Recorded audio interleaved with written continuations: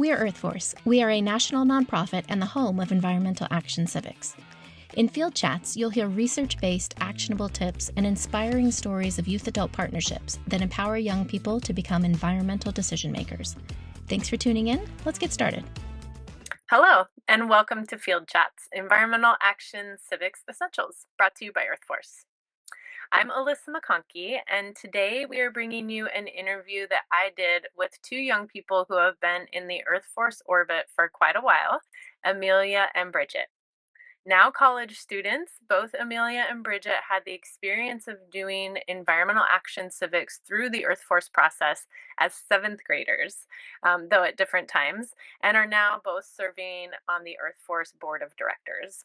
In our conversation, you'll hear a little bit about the environmental civic action projects they did as young people, and a whole lot about how that experience changed them and continues to have impact and ripples in their day-to-day life. We will wrap our short conversation with some discussion around the impact of this work broadly. So get ready, you are in for a treat. Enjoy the conversation. Hello and greetings from Earth Force. My name is Alyssa. I am the Chief Program Officer, and I'm here today with two very important people. And so, Amelia, Bridget, thank you so much for being here. I'm delighted to see you and chat with you, as always. And I was wondering if you could just kick us off by introducing yourselves. Amelia, maybe you can go first. Just tell us a little bit, introduce who you are, and maybe just a little bit about environmental action civics project or civic action projects you've been part of in the past. Hi there. I'm Amelia Bernstein. Thank you for having me. I'm a student representative on the Earth Force Board of Directors. I'm currently a senior in college now, and I've been on the board since my freshman year of high school. So we're coming up on 7 or 8 years now, which is kind of crazy. And I actually started with Earth Force during my 7th grade science class, and I participated and entered in a Caring for Our Watersheds project, in which my class focused on reducing plastic pollution in our area by speaking to local restaurants about switching to biodegradable plastic containers. So I kind of began there, and then in 8th grade, I actually worked on a second project for the Caring for Our Watersheds competition, in which me and some classmates from my 7th grade year, we actually submitted a project about the importance of environmental action civics and that type of project and curriculum in general. Ooh, we might come back to that. Thank you so much for sharing, Amelia. Bridget? Hi, I'm Bridget. I'm a sophomore at Barnard College of Columbia University. I do not remember how long I've been on the Earth Force Board.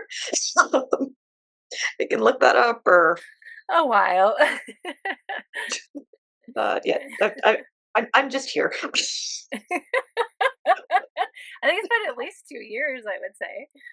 Yeah, it's been at least a couple years. I just can't.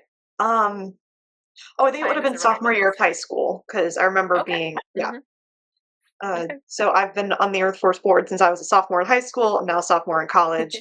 I got my start with Earth Force also in my 7th grade science class.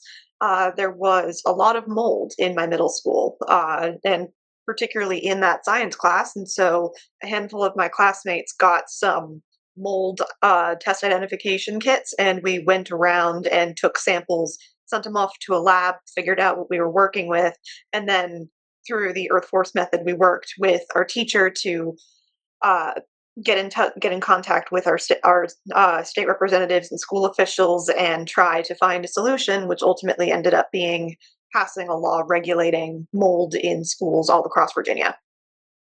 Wow, I was like, how is she going to tell this story in like 2.5 minutes? And you nailed it. So great job. That's awesome. Yeah, I think people often hear us refer to lovingly to the mold kids, and Bridget is one of the beloved mold kids. Well, thank you both. I appreciate you so much in your role, both in young people who will share their experience and stories about the work that civic action work you've done, and then for your engagement on the board of directors. You all ask such good questions, and it really means a lot. And we'll get more into that. Well, actually, can you tell us about your experience of being a young person and serving on the board, or in like maybe similar spaces where maybe you've been asked to sit on a committee or something that maybe there aren't a lot of young people. Can you talk about your experience on the Earth Force board or in other spaces where young people don't always reside? Bridget, you want to start us off? Yeah, the Earth Force Board is a particularly good space to do that, and I'm very grateful that I started there as opposed to some of the other spaces because everyone is so willing to listen, which does make it easier as you're transitioning from doing more advocacy-based things as being a young person in more adult Sure. spaces and then into something that's a little bit more like figuring out what the strategy of some kind of entity, whether that's an NGO or something else, how they're going to run. You just kind of show up and you read all the documents, listen to the conversation, and then you ask questions. And it turns out that even as a young person, frequently when you have a question about something, someone else in the room does too, Absolutely. or maybe they hadn't quite thought about that angle or something. And so, Yeah. even if it seems like a little bit of a silly question, bringing it up sparks a really interesting and kind of important conversation. It taught me that it's really, really good to speak up. And then Yeah. I took those skills to a couple other places, including the school health advisory board for my school district while I was in high school. And the prior training that I'd had, because I'm a member of the Earth Force Board, was very, very helpful while I was doing that. Oh, that's really cool. I guess I didn't know it. Do you want to say just like a little bit more about what you did there? Yeah, so it basically is a advisory committee to the school board Cool. that's mostly comprised of parents and ACPS staff, and they talk about issues related to school health, which is student health, student mental health, health of the buildings, and all that sort of Mm, thing. And so I came in there both as a person with invisible disabilities and as someone with a little bit of experience with the school health with the mold thing. And sure. so I was a student representative, and so my job was partly to go and ask my fellow classmates, what issues were important to them, so that I could go and represent that interest. But I also was speaking from a somewhat unique perspective in that room, and so I was trying to keep Yeah. certain issues on the table. Yeah, Uh, wow. You sound like the right person to be in the room there. And I love that it's like, why is it like surprising that a young person would be in on discussions about the health of young people? Like, why is that surprising? You know what I mean? It's like, why is that yeah, mostly adults? And like, yeah, they play an important role as well, but like, why wouldn't there be when you're talking about student mental health and health, that just feels vital. Yeah, so kind of similar to what Bridget said, actually, I think one of the great things about being on the board is it both gives you a space to share your voice and your knowledge as a student, but it also is made up of people who are very receptive to what you have to say. And I think that's been a really valuable experience. Because like she said, it's I feel like it can be a little, you might feel like you have a little bit of a silly question or not sure quite what to say, but everyone on the board is always happy to hear what you have to say. And I think that's really important. um, and then um, also I think that um, from because Earth Force does work with students, I think being able to give that student perspective is really great. And I also, just for me personally, I had such a great experience as a student, so I really like to share my knowledge on what that was like to Mhm. help other students have that same experience. Yes, yes, absolutely. Snaps all around. That's great. Awesome. Well, you both touched on this a little bit, but I'm curious if you can maybe dig in a little bit more deeply and talk about how your experience maybe on, the health board, on the Earth Force board, and any other spaces where you have been able to like share your voice and be part of decision making in these ways. Like how does having those experiences as a young person shape agency and leadership? How did it shape your agency and leadership? um if it did. I should not assume. Amelia, do you want to start us off? Yeah, of course. I would say it really did. I would even go so far as to say it changed my life.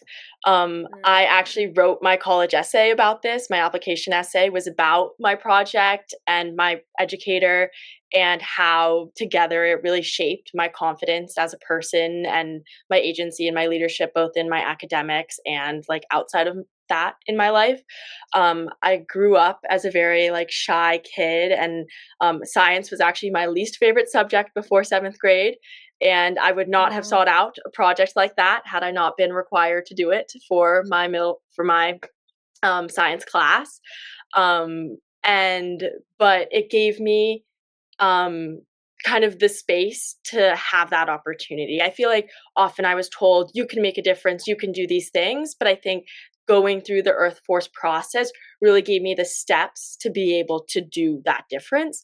And one thing I always still think about is that when I wrote my first email to stakeholders, we had to like I'd never really sent an email before, and so my teacher had given us like a template to follow and to write it out, and just like being able to like put out my thoughts about the project that I was working on, and write that into an email and send that out, and then to receive an email back was like presents on Christmas morning. Like that was the coolest thing ever to receive an email back, just an email, which now it's like now I send emails yeah, all the time, and they're all emails. yeah. I wouldn't call it super fun or anything. But at the time, hearing like someone hearing my voice and wanting to respond back and be like, yes, you can Yeah, interview us for your project, that was the yeah. coolest thing ever. Yes, you know what? It is resoundingly the thing when I talk to young people about their experience in doing this kind of work. Um, it's like they're like, okay, guys, guess what? These adults listened to me. Like I talked to them and they talked to me like an adult, like we had a conversation and I shared it. I emailed them and they responded back and I did an interview or something. Like those experiences stand out so much. So thank you for sharing that and for sharing that experience. That's really cool. Very cool. Bridget? I will say the only thing that is cooler than getting an email back is when you call like your state representative's office or the mayor's office and someone picks up the phone, and it's not just like leaving a message, and then you get to like actually have a conversation with someone who works in the office and they're like taking Right. notes about what you're saying to them. You're like, really? They're like, tell me more. And you're like, oh wow. Yeah, that was really awesome. Yeah. Oh, that's so cool. Uh, and then it's a little bit corny to say, and I do, and I know I say this a lot, uh, but it was actually that Earth Force experience in seventh grade that taught me that I could lead, and that I do have a voice, Mm. and that it can, in fact, be very powerful. I've Mm. always been opinionated, and I've always loved science and doing research, and I always knew, Mhm. sure, in theory, if someone who had this knowledge went and did something about it, something might happen. But knowing that in theory and being able to see that in practice, yes, are two extremely different things. Uh, and Yeah. s- and Yeah. I've always also been very, very shy. Um, Mm. you don't necessarily. It's kind of easy to forget if you like know me, especially now. But I like cried for hours on the way home from from a family trip because I remembered that I had to do my first presentation when I got back. I was that scared. Wow. I had to Says a have lot. yeah, I had to have but my teacher saw something in me. She knew that I could do it. She also knew that I was the kid who really enjoyed like reading every research paper on mold that I could find. And so I knew all of this stuff and I was really Yeah. passionate about it. And she knew that, given that kind of when forced to speak, I could, and I could give enough information in a way that was persuasive, even if I didn't think so. And so I really needed a teacher who just kind of looked at me and was like, "Oh no, honey, you're gonna do this. You're getting graded on it. You have to do this." And Right. so she made me go and do my first presentation, and it went really well. And after that, I was hooked.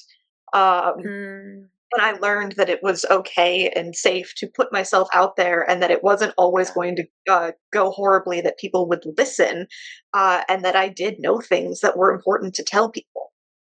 Mm, And that's the energy that I've taken into all of these other spaces ever since then. But I seriously do not know where I would be or what kind of person I would have ended up without Earth Force and this teacher putting me into a mhm. position to actually speak up and have my voice heard.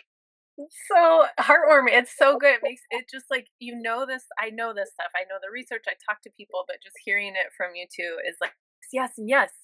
And like you had like scaffolded, supported experiences, right? Where there was someone Yeah. alongside you making sure that you like helping you develop those skills so that you could practice them and like Huh. go and do these things and gain that confidence and that agency and that leadership and stuff. And so big shout out, Breslin. Big shout out to you. Oh, yeah.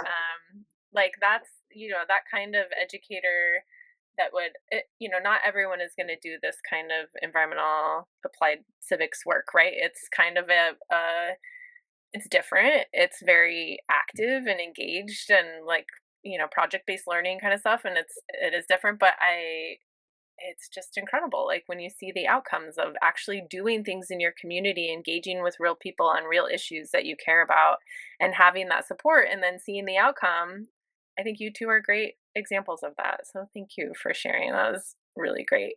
And I think leads really well into our next question, which is like, all right, you clearly have had great experiences that have helped shape your lives. And so, at the like systems level, how do you think like schools or districts benefit from, say having this kind of curriculum in the school or encouraging this like even just encouraging youth voice and choice, or and then the next level up in my mind would be like having the EAC in the curriculum, or having like earth force projects that young people are doing in even a couple science classes or something. So once it like grows, what do you think are the impacts or the benefits at the like school or district level? Bridget, do you want to start us off? Sure. Anecdotally, I know that my friends and I all were testing. Well, I was always a very strong science student, but not all of my friends who were in the project were. But anecdotally, all of us did way, way better with seventh grade science because it was integrated with something that we were so passionate about. And so there was a lot more studying that happened, and there was a lot more long term retention after the class. And that Hmm. science is so well was cumulative. And so you needed to take information from seventh grade into eighth. And we all Right. found that it really helped with that.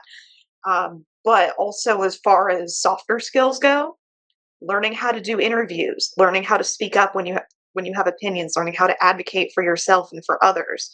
Um, there have been so many things that, ru- like writing emails, walking into the doctor's office, calling the insurance company, walking into doing Yes. all of those things. It's so much easier when you've already had some like real serious talking to adults in adult spaces Life skills. experience. Yeah. I watched some of my, friends struggle with some things that I'm like, "This is a slightly different situation, but I kind of was doing this in 7th grade." Uh, Yeah. I Yeah. there's new information and different processes to learn, but I know that I am capable of doing all of this. And so Agency. it's made me a more confident and functional young adult, Mm. which really is the goal of every school district, right? Like Oh, yeah. the whole point of education is to teach people how to function, and this really teaches a lot of those practical skills that sometimes I know that my teachers otherwise sometimes really wanted to include in their classroom but didn't know how. Didn't know how. Yeah. That's such a good point. It's like, let's create, yeah, it's so practical, right? And you walk away, and I love that you say like that's kind of the goal of education, Mhm. or should be. So, Amelia? Yeah, and I agree with kind of all of that. And then I would also say that I think one thing that was unique about, like, I would say my experience with Earth Force and my educator specifically is that I felt very guided in that, like, this is the step we're doing next. And then we're doing this step. And then we're doing this step. And when we were writing emails, she had templates for us. But me and my class, we were making choices in the way we wanted to approach the project. So I felt a Mm-hmm. lot more like we really felt like we had the leadership. We were leading, we were deciding, but we had the guidance along the way to make that happen, essentially. Like we were given the Totally. tools to make that happen. And I really felt like my teacher really believed in us and believed that we could do the things that we were trying to do. And Absolutely. then I think also just it has a really long lasting interdisciplinary impact. So, like, both Bridget and I did projects that were environmentally focused. But I think this education, this type of education and curriculum can just help you in all areas in your life, academic or not. And then I think it also, to some extent, answers that kind of age old question of students have when they just say, when am I going to use this in the real world? You know, I think that this type of education shapes the way that you see the world and the way that you approach the world. And I think that no matter what kind of project you do or what environmental issue you focus on or what topic you're doing, the skills you learn along the way are really helpful to you, and have been helpful to me in my life after that class. Totally. And then think about like if there's a whole district of young people having these experiences, like how powerful would that be? And not to mention if they're doing like action projects about things they care about, like how would the community benefit? How would the school benefit? How like the ripples that go out on that are kind of profound in my mind, right? Like Yeah. if you two had this experience, and we're in these classes, like think about if that were multiplied out in a district, or even school wide, if there were lots more young people, or if you had these experiences over multiple years, like sixth, seventh, and eighth grade or something, or, I just think about just how impactful that would be and ripple out. So, yeah, really great Yeah. points. I was just going to jump in and say, and I think it would be really awesome from a district level because, like I mentioned before, this is not a project I would have sought out to do by myself. Like, if someone had come into my class and been like, you can join this as an after school program, I would have said, no way, that's not for me. And yet, I would not have had the wonderful, awesome experience that I had. And so I think integrating it at that system level allows people to have an opportunity that they don't even know that they want to have yet.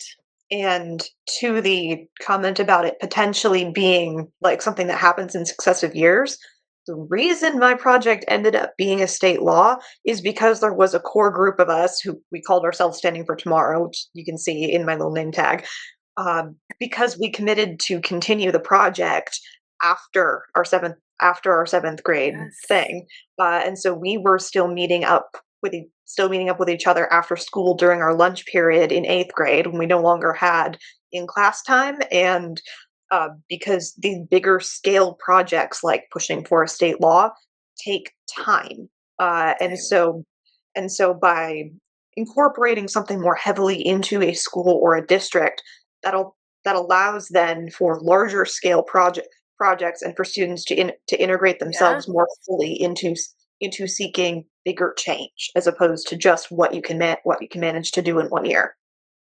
Absolutely. Yeah, you're right. Like a lot of the policy changes that you all push through, I try to mention that often. Like this was multiple years. It Mhm. started there, but it kept going, and it was really just you all so inspired that kept it going. But imagine if again there were another place to plug you in the next year to keep that going. And Amelia, I know that with your request to the community, like I wonder if you would have been able to refine your project then and try it again the next year with like feedback that you got from stakeholders and stuff. So yeah, it's a it's a really exciting thing to think about, like if young people were given that opportunity multiple times to follow through too. And I think ripples just comes to mind, like the ripples of the skills, the agency, the leadership, the impact on the communities and the schools, and yeah, just all of it. So man, I'm inspired. It was like best part of my day to speak with you both. Thank you so much for making time and just for your contributions to this work and to being on our board of directors. I always appreciate your comments and questions. Truly, some of my faves. And yeah, any closing comments? I was just going to say that it's been really awesome to speak here today, and I thank you for having me. And yeah, I've just really had a great experience, both beginning in my 7th grade class to serving on the board now. It's been great. Yeah, thanks for having me. This has been great. And I just have been always so grateful to have been, one of the students that happened to be in a 7th grade classroom that taught the Earth Force curriculum, because y'all really did change my life. Well, thank you both, and good luck as you enter midterms, right? Coming up, Yep. You're in it. Yeah. It's just so crazy because I remember talking to you when you were in school, and I'm just like, you're in college. That can't be possible. But yes, good luck with all of that. Thank you for being here and making time. Didn't I tell you? I always love speaking to those two. All right. Well, thanks so much for tuning in today. As always, let us know what you think over at earthforce.org/podcast. And don't forget to rate and review us on Apple Podcasts and Spotify. Take good care. Thank you.